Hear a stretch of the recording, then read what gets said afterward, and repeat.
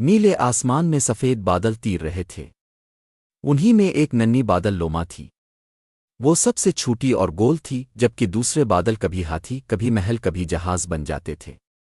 لوما چاہتی تھی کہ کاش اس کے پاس بھی خوبصورت رنگ ہوتے۔ ایک دن آسمان پر رینبو نظر آئی تو اس نے سوچا، میں بھی اپنے رنگ ڈھونڈوں گی۔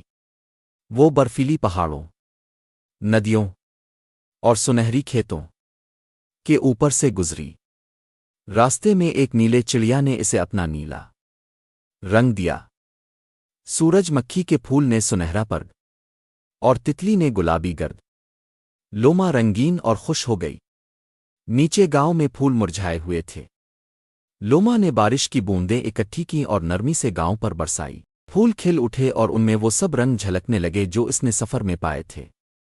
بچے خوش ہو کر بولے، دیکھو رینبو۔ لوما مسکرائی۔